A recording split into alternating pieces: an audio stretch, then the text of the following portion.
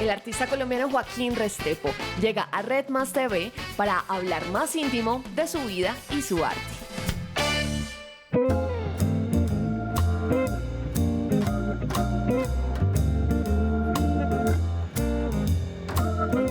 Los colombianos alzamos pecho cada vez que nos enteramos que alguien en el exterior nos está representando de la forma en cómo nos representa Joaquín Restrepo, un artista plástico que ha sido uno de los pocos colombianos, yo diría que el único, en llegar a uno de los senderos verdes más grandes del mundo, que está ubicado en China. Ese es el invitado que tenemos hoy en Más Íntimo. Bienvenido. Muchas gracias. Qué bonita presentación. Ah, linda, ¿no? La preparé desde las 4 de la mañana, estoy practicando esto. Arranco com uma pergunta. Como lograste ou qual foi o caminho para chegar hacia China? Que está lejos, ¿no? Yo creo que todo arranca como con una obsesión. Yo desde chiquito siempre estuve pensando por qué todo llegaba de China. Levantas detrás y todo es Made in China, que cuando eso era Made in China. Incluso Marco. Se Sí. tu quer... Sí, Marco me é pone- made in China também. Pero vai sim. Ahí diría Made in Sagún. Más o menos. Y yo tengo ese lado serio, trabajador, pero otra parte muy infantil. Entonces, cuando recién arranqué haciendo cosas aquí en Colombia, yo dije, qué rico poder abrir ese mercado. Y eso fue lo que me llevó a empezar a intentar mirar. Y yo creo que a raíz de esa obsesión que he tenido yo por los asiáticos, mi obra de una u otra forma también hace clic con ellos. Porque cuando tú quieres a alguien más, hay algo de ti que cambia y de repente tienes algo de esa otra persona y esto empieza a generar E como una qual bola. foi o cambio que percebiste nos chinos a partir de tu obra? Fue chistoso porque a mí me preguntaron, mis papás lo primero que me decían, ¿cómo te sientes en China? Y yo les decía, yo me siento como en Colombia, nos siento tan parecidos. Cuando tú sales a las partes rurales, construyen igual a como construimos nosotros. En general se comportan parecido, tal vez un poco más parecido aquí a los bogotanos que son un poquito más tímidos. Yo soy de Medellín, que todos suelen ser muy extrovertidos, los chinos son mucho más reservados. Entonces de repente tú empiezas a encontrar esos puntos de conexión y es lindo. Joaquín, pero tú eres paisa. ¿Dónde dejaste ese acento? Desde hace mucho rato. A mí me encanta la música y cuando uno es musical, el oído empieza a capturar todo lo que hay alrededor. Entonces me vine aquí a Bogotá hace 20 años y claro, el acento se me empezó a volver bogotano. Y ese es el riesgo que de pronto uno tiene cuando tú quieres intentar absorber otras culturas. Pero entonces cuando se fue a China empezó a hablar chino también. ¿Cómo? Lo peor es que sí. Yo me llevé... Ele dizia ni hao para todo. No. Yo les tenía una frase que es y les hacía la cara y todo porque a mí me encanta. El mandarín tiene una cosa de los tonos muy bonita y sobre todo que sube y baja, va. Ellos se emocionaban y empezaban y yo era no, hasta ahí llego yo, que es como yo hablo mandarín pero hablo muy poquito y lo hablo muy mal, pero el acento que les tenía parece que era como de Shanghai y entonces ellos se emocionaban un montón, pero yo no sé yo cómo habré capturado el acento de Shanghai porque no tengo ni idea. Tú mencionaste ahora que fuiste un niño juicioso en el colegio, de los aplicados, pero ¿por qué no terminaste la universidad? ¿Cómo se da ese fenómeno? Yo era juicioso pero rebelde. O sea, yo no me ponía a estudiar en la casa y me gustaba jugar. Entonces yo ponía atención en la clase para no tener que después ponerme a hacer cosas, ¿sí me entiendes? Entonces siempre he hecho lo que a mí me gusta y soy muy malo con las reglas y las cosas. Entonces es como yo me porto juicioso pero déjame hacer lo que yo quiera. Y en general siempre ha sido así. Contexto para nuestros televidentes. Joaquín estudió en Medellín, pero se vino a estudiar a Bogotá. ¿Qué universidad te viniste a estudiar? Yo estuve estudiando en la Universidad de los Andes. Era una mezcla entre estar en el taller de David Mansur y de día en la Universidad de los Andes. Entonces me levantaba más o menos de 7 de la mañana a 5 de la tarde estaba en la universidad, a las 5:30 llegaba al estudio de Mansur y ahí nos poníamos a Uy, trabajar. aquí sí te quiero preguntar y quiero hacer pausa para ver antes y después de David Mansur, porque es un personaje complejo, pero complejo en el punto de vista en que tiene un carácter que es el de David Mansur y el de más nadie. Eso es como esas películas de cliché, el personaje genio, pero que al mismo tiempo está en su cueva y que puede ser monstruo, pero no. Sí, Digamos que él es una persona con un carisma increíble, sí. con una generosidad para dar información impresionante, Ok. pero también tiene una historia de vida muy dura. Él le tocó crecer en las Islas Canarias en medio de la Segunda Guerra Mundial, la comida se la daban a Franco, a él le ponían a comer unas cosas que llamaban gobio. Imagínate una persona que no sabía lo que era el huevo. Él conoció el huevo cuando llevaron unos alemanes y esos alemanes, él cree que puede haber estado ahí Rommel entre el grupo de alemanes y de repente a uno de los compañeritos de él le entregan una caja de chocolates y se lo llevan. Y todos con envidia al compañerito que se lo llevaron con la caja de chocolates. Era el único judío. Entonces no se lo llevaron para nada positivo. Entonces, imagínate tú tener ese trasfondo. Sí. ¿Cómo no vas a tener un carácter complejo? Sí. ¿sí? Que te tocó además levantarte desde abajo porque digamos que él no era de una familia muy acomodada, sino que le tocó irse demostrando. Creció en una época muy interesante porque toda esta época del arte moderno colombiano, entre todos se ayudaban, y hoy en día cuando uno ve problemas de que este habla mal contra este artista, que este curador sí sé cuántas, a la larga casi todos son problemas de cobijas de cama. Sí, De que este le quitó el novio a este o la novia a este o la maltrató cuando estaba chiquita, entonces ya le Al fin, cerraron siempre esto, pasa otro. eso, ¿no? Siempre hay los conflictos de los líos de sábanas en todas las relaciones. Pero lo triste es que las generaciones futuras estemos tomando partido, ¿sí? Defendiendo posturas artísticas que no tienen sentido porque podían estarse todos abrazando, ¿me entendés? Tú puedes ser realista, tú puedes ser súper conceptual y se pueden abrazar, pero aquí en Colombia no, aquí se odian, pero se odian porque este le contestó mal en tal año. Eso fue yo creo que lo más divertido, que yo me enteraba de todos los chismes de la antigüedad. Sí. Y sabía lo de ahora y tenía mis profesores, entonces mis profesores de repente hablaban más de un artista, pero yo sabía que el profesor había conseguido el puesto porque la mamá le había conseguido el puesto. Entonces él está ahí peleando y diciendo qué bueno uno es ser parte de la rosca, y uno era por dentro como tú eres parte de la rosca. Claro. Entonces esa doble moral yo creo que fue lo que me fue empezando a generar ciertos conflictos dentro de la universidad. Los seres humanos tendemos a tener una doble moral muy fuerte. En arte eso toca romperlo para poder sacar obra sincera, no sé si buena, pero al menos sincera. Entonces en la universidad todo el tiempo nos pedían y nos decían ustedes tienen que hacer, ¿cómo se llama esto? Como denuncia social, y entonces la denuncia social era denunciar contra McDonald's, contra el Transmilenio, contra el político de turno, y yo les decía, ¿por qué no hacemos denuncia interna? Lo que está mal dentro de la universidad, porque de repente teníamos clases de dibujo, pero los profesores no sabían dibujar, y si el profesor no sabe dibujar, no va a saber enseñar, entonces nos decía, es que el dibujo ya se acabó, y yo, venga, entonces quiten la clase de dibujo, o vean a ver qué va a pasar. Entonces casi siempre mis trabajos iban como cuando uno le pide el deseo al genio, y entonces uno le dice, quiero ser rico, y se te mueren los papás, ¿sí? O quiero estar en la luna, y te manda a la luna, pero sin oxígeno. Entonces me acuerdo cuando nos mandaron a hacer esa cosa de las denuncias, el profesor nos habló de un artista brasilero, de hecho, que modifica las botellas de Coca-Cola, y entonces son mensajes contra la Coca-Cola entregados por la misma Coca-Cola. Entonces yo hice una entrevista parecida a esta, pero pues a escala de universitario, donde les preguntaba a los profesores para que me hablaran sobre esos temas, sobre qué es la denuncia social, cómo se debe hacer, cómo debe ser la autocrítica, qué debemos pensar de nosotros mismos, y ellos me contestaban todo. Y al final yo les decía muchas gracias por la entrevista y me despedía. En el momento que hacía esto yo les ponía un papelito en la espalda, porque se me hacía bonito esa idea del colegio. A mí me hicieron mucho bullying también de pequeño, entonces esa idea de tener el papel en la espalda, y el papel en la espalda llevaba la crítica para cada profesor. Entonces no sé, había una profesora que hablaba, Joaquín, eso que estás pintando no está de moda en Nueva York. Entonces era, ¿qué es la moda en el arte? La profesora de dibujo que no sabía dibujar, ¿quién le enseña a quién? Y ese quién le enseña a quién no porque yo supiera dibujar mejor que ella, sino porque normalmente es más lo que aprende un profesor de los alumnos que los alumnos del profesor, porque tú tienes, no sé, 15 personas con 15 ideas diferentes a un solo objeto, mientras que el profesor solo te puede hablar de una. Y entonces así hice con todos los profesores. Entonces al final todos se fueron enlistados por allá, no sé, el cuerpo de gobierno de la universidad que tuviera, y entonces todos furiosos, y entonces era chistoso porque mis ideas eran más conservadoras, pero yo era el revolucionario. Y entonces es muy loco sentirse uno revolucionario siendo juicioso. Y en ese proceso me tocaron unas profesoras, me hicieron perder una materia, y a mí eso me ofendió mucho. Porque yo dije, pues uno, son de esas materias pretesis, quiere decir que si es una materia preparatoria para la tesis y me dejaron llegar hasta ahí, hay algo malo con la universidad. Porque ¿por qué llegué ahí con buenas notas? O son malos los profesores porque no están enseñando bien y perdimos, o los otros profesores no sirven porque el análisis que están generando no da. El caso es que nos metimos en todo un Ou te historial. queriam domesticar? Porque lo que estás dizendo al fin é que a universidade trata de domesticar um artista que deve ser o opuesto da domesticação. ¿Cómo otra vez? Domesticação. Muy bien. Domesticación. Exato. Lo quiero ver hablando Chino. Sí, sí. Depois de 8 vas a terminar falando com acento português, pero sigue. Entonces, en resumen, casi toda la historia de la universidad giraba en torno a el por qué la pintura murió, y el por qué ella no se debe dibujar, y el por qué ella no se debe pintar, y cómo el academismo lo que hace es ahorcar la gente, pero nos estaban ahorcando con arte contemporáneo. Entonces yo les decía, es ridículo que ustedes estén denunciando una cosa y estén aplicando la misma cosa en la denuncia.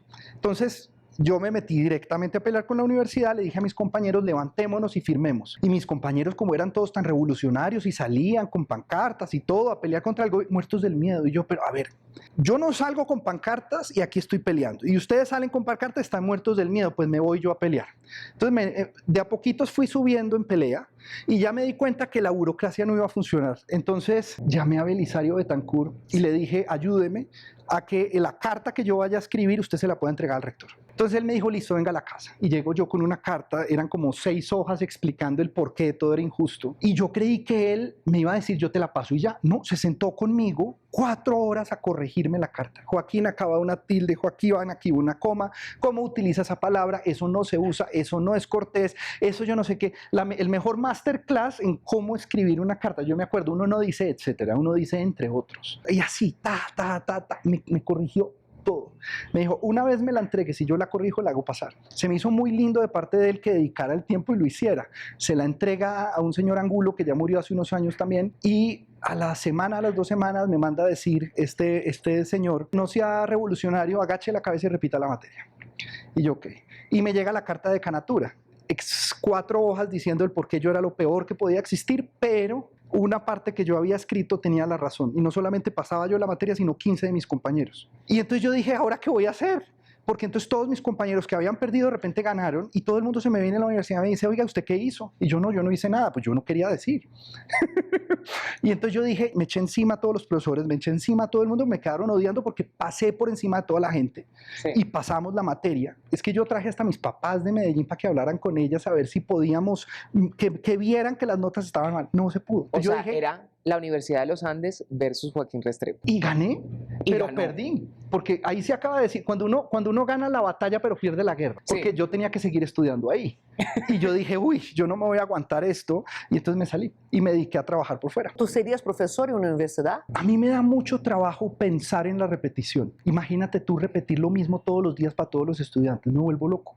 Entonces la clase de dibujo es el mismo objeto, la misma no, o si vamos a hablar de conceptos, hablar del mismo artista, de la misma cosa, no. A mí me gusta más estilo masterclass. Tú hablas una sola vez y ya. Pero ya han transcurrido 20 años de tu carrera artística y con exposiciones en muchas partes del mundo. ¿Cuál es el mensaje del Joaquín de hoy para todos los profesores que estuvieron en contra tuya en ese momento? Yo creo que no es en general para el sistema educativo en temas de humanidades. Y es que siempre van a aprender más los que están enseñando que aquellos que están aprendiendo. Y los que están enseñando deberían tener la humildad de poder aceptar y poder absorber de sus alumnos. Cuando tú ves las grandes universidades, tú no ves grandes alumnos, tú ves grandes profesores.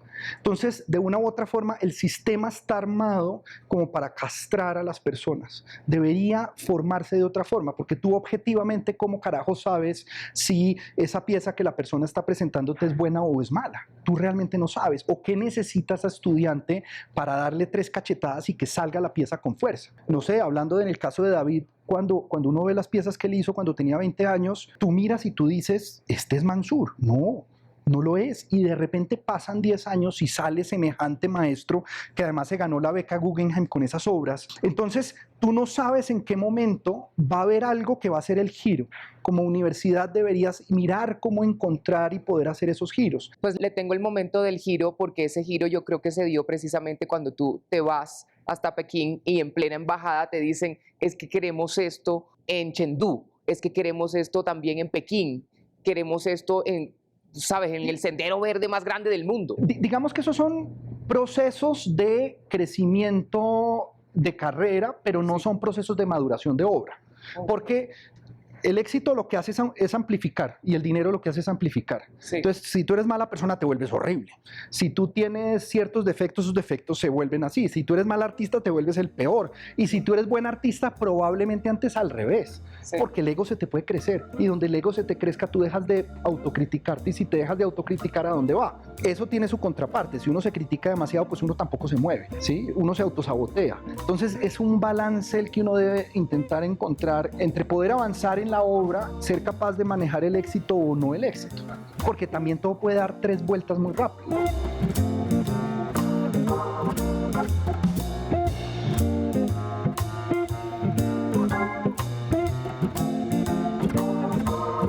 Joaquín, ¿de dónde nace tu amor por las obras de arte en gran formato? A mí me gusta todo lo que son los opuestos diametralmente diferentes me encanta. Me enamoro de lo que odio y de lo que amo y lo estudio con pasión. Entonces me encantan las piezas muy chiquitas y me gustan las piezas muy grandes, pero no solamente por el tamaño, sino por el diálogo que puede haber entre la pieza y tú. De repente cuando tú te enfrentas con una pieza grande, tú te acuerdas de lo chiquito que eres y a mí me encanta acordarme de lo chiquito que soy. Entonces de repente por eso es que es lindo.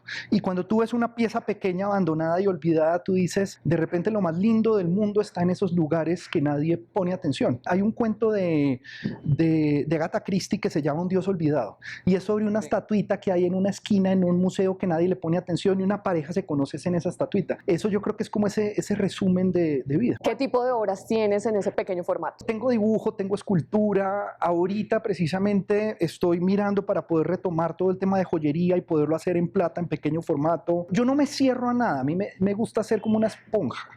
Y el problema de hacer esponja es que uno quiere hacer de todo, el problema de querer hacer de todo es que uno puede terminar haciendo nada. Entonces enfocarse no es fácil, pero estamos en ese proceso.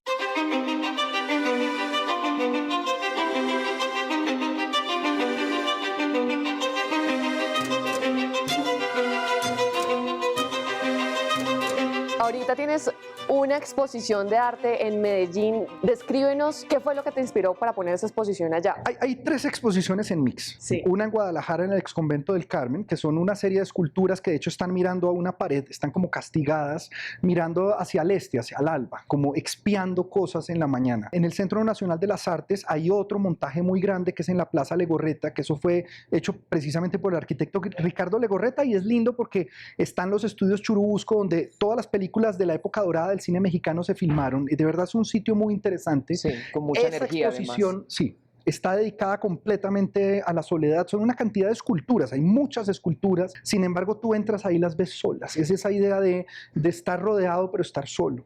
Y en Medellín justo también trajimos, son las mismas esculturas, la idea es que cómo las esculturas son capaces de modificar el espacio. O sea, es como que la escultura no está hecha hasta que no llega al sitio donde está puesta y esto es en el Palacio de la Cultura y esta es una especie de exposición donde la persona se está intentando encontrar a sí misma. Entonces hay unos caminos que se están como desviando, como que están rotos, y es esa idea de intentar cerrar como ese cisma interior, como esa cosa que nos parte, como intentar ser uno solo. Entonces en parte es exposición, pero en parte también es como una especie de ritual, tal vez. Claro, y es como una continuidad a lo que está en otras partes del mundo, como nos acabas de contar. Tiene una particularidad que de hecho me dio duro cuando la encontré, y es que el Palacio de la Cultura está en un lugar muy especial donde hay muchos íconos de Medellín en un solo sitio. Está el edificio Coltejer, está el metro, está la obra de Fernando Botero, está el Hotel Notibara y está el mismo lugar. Cuando de repente yo empecé a poner las piezas y empezaron a hablar con los lugares, a mí me dio de todo y yo decía, yo me siento haciendo algo malo. Porque claro, tú ibas a buscar el ángulo de la foto y de pronto te sale el edificio Coltejer detrás y uno dice aquí, de pronto estoy uno absorbiendo el edificio Coltejer, de repente aquí se absorbe el mural de Botero y el metro pasando. En el tema de Botero se me hace lindo porque finalmente todos los de Medellín somos hijos de Botero y le debemos mucho a él. Mucho en sentido de todas las obras que trajo y también en cómo abrió espacios internacionales. Entonces yo creo que para mí esa exposición es linda y además surgió de manera muy rara. ¿A qué voy? Yo cuando estaba pequeño yo solía ir a clases de canto ahí. Yo tenía una profesora que se llamaba Mary Montoya, ella me daba clases de canto. Un día me dice, no puedo darte clases de canto, pero si quieres puedes venir a este lugar y yo sé que a ti te gustan los lugares especiales, entonces te va a gustar. Llego yo ahí y estábamos juntos en el Teatro del Palacio, que es una cosa redonda con una cúpula hermosa, ella y yo solos, con el piano, tocando y cantando. ¿Qué pasa? Mi voz no es muy buena, yo la engañaba a ella para que me cantara. Yo le iba a pedir que cantara algo. No. Mis clases eran encargarme que ella hablara, que ella cantara, y entonces yo empecé a tomar siempre las clases ahí. Cuando ya crezco, le estábamos dando un tour a un amigo por el Museo de Antioquia, paso por ahí, y le dije a Juan Manuel Yaque, con quien trabajo, yo le dije, ¿ves este edificio? Yo quiero una exposición ahí, lo que sea, pero por favor, consígueme la que yo quiero volver a ese lugar que yo estaba con Mary Montoya. La cosa queda ahí. al mes veo yo a un amigo que le están metiendo un suero por la vena y dice como, no me acuerdo qué escribió, yo le escribí, ¿estás bien? Me dice, sí, estoy bien, solo estoy un poquito con demasiado trabajo, ven mañana a mi oficina.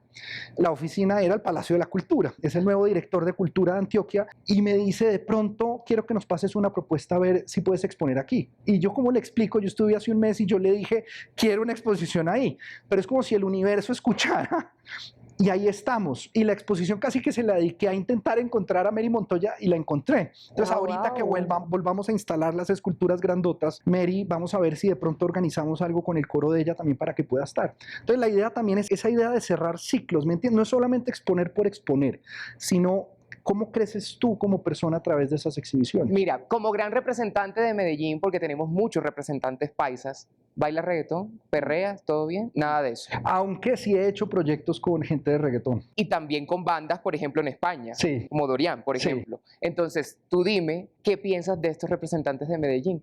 Aparte de ti, aparte de Botero, porque tenemos muchos exponentes que salen del arte, pero también tenemos exponentes que salen de la música. Yo hice el ejercicio, porque alguna vez hicimos un proyecto en el apartamento de J Balvin en Medellín, Sí. con su hermana, con Carolina. Ella tiene una marca de ropa. ¿Y qué tal entonces, son? es un amor. Sí, y son un además, amor. gente muy inteligente. Sí. O sea, tú te sientas a hablar en conversaciones y de repente te metes en una cantidad de cosas impresionantes. A J Balvin solo me tocó a través de una videollamada, pobrecito. Él estaba como con la luz apagada. Yo le decía, yo no te veo negro, te veo negro. Y él como que se ofuscó y me colgó. Porque, como les digo, yo soy torpe y soy torpe para manejar las personas. No tengo ni idea. Yo solo puedo ser yo mismo, ¿me entendés? Y de pronto una videollamada y la otra persona a negro. Y este yo, señor, ¿pero con ¿de quién quién estoy estoy hablando? Colgó porque no le gustó. Ay, no, ya, chao.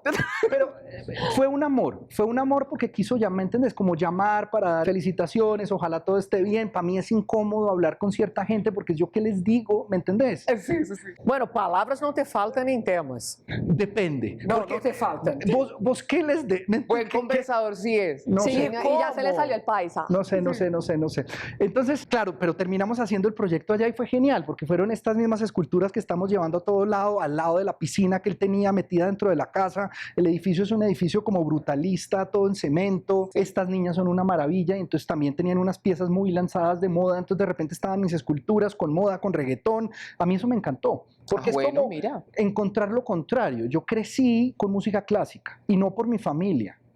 Por eso es que yo siempre creo que he sido Ya muy tienes loco. tu oído formado desde acá y como creciste con eso, a lo mejor y el reggaetón a veces te... Lo odiaba y lo he odiado y lo odiaba tanto. Por Y eso yo diga, y les lo digo, odio. por eso es que yo digo que yo busco aquello que odio porque tiene que haber algo en mí ahí. Sí. En el tema del reggaetón yo creo que son los tambores. Hay una cosa como hipnótica en el bajo del reggaetón Sí. que te lleva y esa parte a mí incluso me lo envidio. Porque ojalá uno pudiera hacer una escultura que pudiera hacer vibrar a la gente así. Que tuviera encendido el chakra sexual, por ejemplo. Total. Usted sabe que el reggaetón se hace para que se mueva todo esto de acá, la ingle. Yo Todos os bailes, não? Sí. Todos os bailes são sobre isso. Pero Joaquín, ya hemos visto mucho de tu versatilidad porque te has metido en arte con bastantes cosas, pero una de esas es la tecnología. El mundo del NFT, ¿cómo ha sido ese trabajo tuyo mezclando el arte con la tecnología? ¿En qué vas? Yo le veo mucho potencial al arte digital y creo que a largo plazo pueden salir cosas increíbles. El problema que tiene el arte digital es el precio de entrada. Tú necesitas un buen computador, necesitas buenas pantallas, buenos proyectores y el NFT le abrió la posibilidad a muchos artistas de poder adquirir tecnología. Porque es que mientras tú logras convencer una galería para que monte una cosa arriesgada es muy difícil. La galería solo va a lo seguro, a lo que se vende. Ellos trabajan contigo cuando ya tú tienes mercado. Cuando ya tú eres, ya sí quieren. Antes de eso no van a hacer. Y los museos igual, los museos se van a lo seguro. Entonces, los únicos que somos arriesgados somos los artistas. Pero ¿cómo hacemos si no tenemos presupuesto para poder comprar esas tecnologías? Entonces, de repente el NFT fue eso. Es una cantidad de gente que no tenía presupuesto, pudo empezar a tener presupuesto. Sí tenían comunidad, porque el NFT va muy ligado a cuál es tu comunidad alrededor. En el caso mío, por ejemplo, mis compradores es gente que va como desde los 35 a los 80 años, entonces es muy difícil tú decirles métanse al mundo de los NFTs, pero si tú eres una persona mucho más joven, de repente los niños, los jóvenes van a poder comprar. Y es otro tipo de gente. Cuando tú entras a un videojuego y de repente eres capaz de pagar $2 por una espada, tú eres capaz de pagar $100 por un NFT. Pero si tú no estás acostumbrado a eso, nadie va a entender qué es comprar esa cosa etérea que no existe. Sin embargo, creo que hoy en día, tal vez más interesante que los NFTs, todo ese tema de la inteligencia artificial se está llevando todo por encima, porque nos está revolcando a todos nosotros como seres humanos. Tú trabajaste con GPT. Cuéntanos la historia del por qué terminaste trabajando Además, con ellos. trabajaste con esta plataforma antes de que se conociera como el Sí, ChatGPT. ChatGPT, pero no ChatGPT como tal, sino GPT o GPT. Anterior, la primera de la anterior todas, versión sí. a ChatGPT. A mí me encantan las nuevas tecnologías y qué está pasando. Entonces muchas veces uno está buscando esos papers científicos a ver qué se está desarrollando y qué puede uno agarrar de ahí. Casi todo eso parte de un lenguaje de programación que se llama Python. Si tú no eres programador, tú necesitas ayuda. Estos lenguajes, estas inteligencias artificiales de lenguaje te ayudan mucho para poder hacer temas de programación. Pero en el caso de GPT fue que tenía un contrato grande con unos españoles para hacer una cantidad de NFTs importante y digamos que yo siempre me asesoro muy bien con todo el tema legal. Hay mucha gente que se lanza y es, el NFT ya es un contrato, no necesitas más. No, vamos a hacer un contrato físico que controle el contrato virtual. Cuando salió el proyecto nos dimos cuenta que lo que había en el contrato físico no se reflejaba en el contrato virtual. Y nosotros éramos dos, Juan Manuel y yo como equipo, y del otro lado los españoles eran 20 y además gente importante metida en el tema de tecnología. Entonces uno le decía, esto está mal, esto está mal, esto está mal, y se morían de la risa. De repente es, ¿cómo vamos a hacer? ¿Será que este procesador de lenguaje es capaz de podernos ayudar? Entonces había que como programar un asistente que fuera capaz de asesorarnos en los temas legales y ver, uno, los contratos digitales que estaba pasando y dos, en el contrato físico que estaba sucediendo. Y es que el contrato digital no está con palabras, son números, 8, 6, 2, 6, 5, 3, 5, 4, 6, 6, ¿yo qué carajos dice eso? Eso no dice nada. Pero cuando tú lo pasabas por GPT, de repente ya tú entendías, no, lo que pasa es que cuando alguien compra va a pasar esto, va a suceder esto. El caso fue que nos metimos en esas y empezamos, no, nosotros tenemos nuestro equipo legal y nos asesoran en esto. Y esa gente se asustó, terminó bajando los NFTs, nos pagaron todo lo que había que pagar y nosotros muertos de la risa porque éramos dos pendejos detrás de un computador. Me acuerdo, Jodones que estaban solo para joder. mi papá se estaba trasteando en Medellín, no teníamos lugar, nos fuimos para el Tesoro, el centro comercial, en la parte de cosas nosotros dos comiendo, tomando café y peleando con ellos y ganamos. Bueno, más o menos hackeaste la inteligencia artificial. A mí siempre me ha gustado mucho el tema del hackeo, porque es una forma de tú poderle dar la vuelta a las cosas. Y todas estas nuevas tecnologías son interesantes en el momento en que las quiebras. Yo creo que ahí es de pronto donde tal vez yo soy de utilizar mucho PC, porque tú el PC lo puedes hackear. El sistema Apple no. El sistema Apple está sentado, está hecho así, súper controlado y no te dejan ser libre. ¿Cuál es la invitación para todas esas personas que nos están viendo en este momento y están de pronto interesadas en conocer más de tu arte? Pues uno, que me agreguen en Instagram en @JoaquínRestrepo. Así también estoy en TikTok, estoy en Twitter y estoy en Facebook. Eres muy activo en redes. No le gusta TikTok. En Instagram sí. Sí. Es que los artistas somos de imágenes. Sí. Y puede también de videos. Entonces de repente tú te comunicas a través de imágenes. Y yo a Instagram ya lo tengo muy bien organizadito. Chequeado. Esto no me interesa, esto no me interesa, esto no me interesa. Entonces no me distrae, sino que me permite aprender. Sí. Porque veo obras de otros artistas, museos, Claro. personas, cosas. Cuando veo gente bailando, Tú detalles. Ya, saltas. quito. Sí, porque si no me quedo ahí. Y de pronto lo que pierdes es la atención. Y si se encuentran a Joaquín Restrepo en China, en Estados Unidos, en Brasil, en Colombia, esperen que les tome una foto y hagan parte de una galería que está armando. Cuando la gente lo ve y le pregunta por sus gafas, él le toma una foto a uno y eso a lo mejor y usted Ai, termina que horror, dentro de me esa tomou galería. una foto cuando yo Sí. llegué. Siempre tomamos fotos con el celular, hoy nos van a tomar fotos con gafas. Bueno, Joaquín, muchas gracias por aceptarnos la invitación para hablar más de ti, para conocerte más íntimo. ¿Y te gustó? Sí, me encantó. Muchísimas gracias. Mil gracias, de verdad. Y gracias por abrirnos este espacio en arte. No es fácil que un programa sea lo suficientemente arriesgado para abrirle espacio a los artistas. Es que nosotros somos arriesgados. Y con A veces esos un poco cuentos. demasiado. Y con esos cuentos Vamos más. ahora entonces en nuestra parte tecnológica a hacer un videíto. El artista colombiano Joaquín Restrepo habló más íntimo.